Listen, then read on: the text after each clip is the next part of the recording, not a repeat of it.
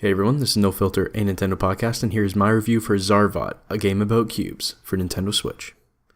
ZARVOT comes to us from Snow Hydra Games, and it is a great, addicting, and honestly very weird action arcade shooter, whereas you play as two cubes called Charcoal and Mustard, and you're trying to give your friend Cube, Red, a present.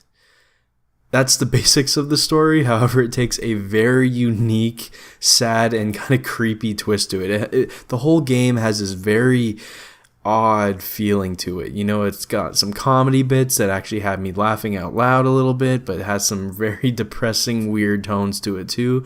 Such a weird thing, and it's a game about cubes, literally, as the title says. It's a game about cubes, and it has a very, very weird story. But yeah, whether it be the pretty and realistic worlds, or the depressing story about these cubes living their lives in odd ways, it's just a very weird game. However, the base game is still a very fun arcade shooter.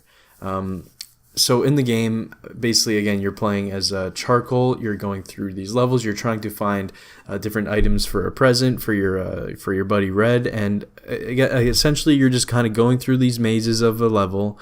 Not mazes per se, but you're just kind of going through a level. You get to a certain area where it's going to be an arena. That arena kind of closes you in, and then you have to fight all these enemy cubes and crazy enemies and spherical plasma energy balls and stuff like that, and all this crazy unique stuff here. Very, very, very crazy. Nothing too insane, but most of it kind of keeps with the geometry kind of aspect. But essentially you have the attack button, which is shooting your bullets. You can then hold those, which is one of the bigger best aspects about the actual combat. Is you hit or you shoot with the R button. If you hold the R button, you charge up your beam, and that beam shoots through everybody throughout the level.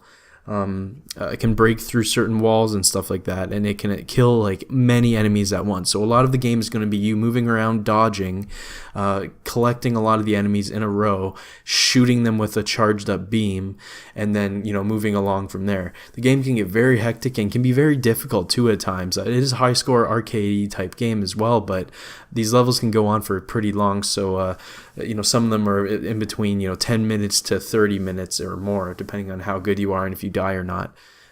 There are some different add-ons here in the combat as well. It definitely gets more difficult, and you get more sort of abilities after a little while.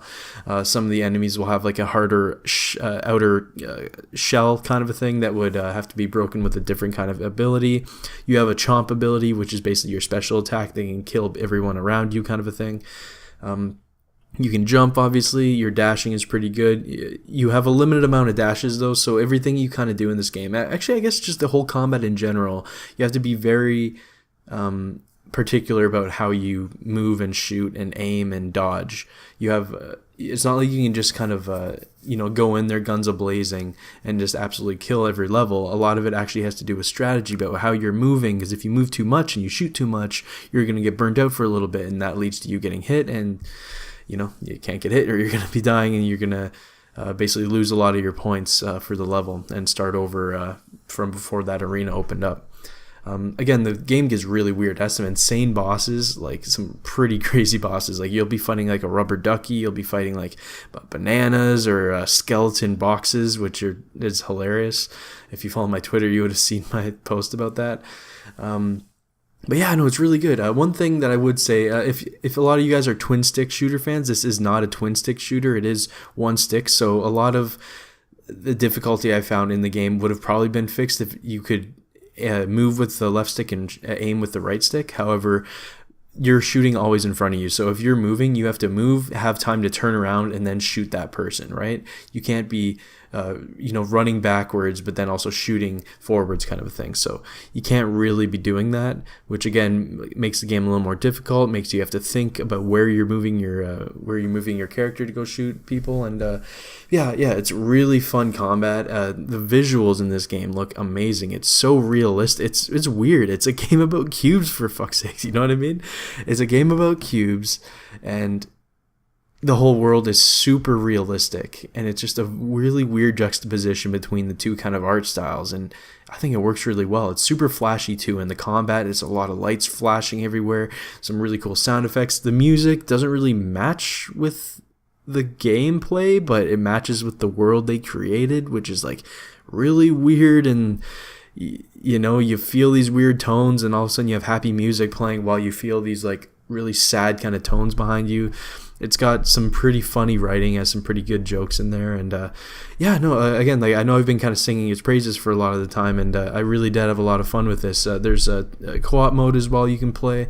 There's an arcade mode that basically you unlock certain things throughout the levels during your story mode, which is about 12 full levels. So the game is looking at about maybe 6 hours, maybe 5 hours to complete. So throughout the story mode, you will unlock different arcade modes. So basically, it's just full arenas with 5 waves or more of enemies that come at you. And I went through all of those after as well. I obviously had a lot of fun with the game if I wanted to play that after beating the story. And guys, this is definitely gets a recommended in my book. Again, especially if you like arcade games, or I'd say twin stick shooters and stuff like that. This is definitely a game you should take a look at. It's very high quality, had no issues on my end, and it'll take you for a spin for sure. It's a pretty crazy story. But there it is, guys. There's my review for ZARVOT, a game about cubes. I want to thank Snow Hydra Games for the review copy, and I will see you all next time.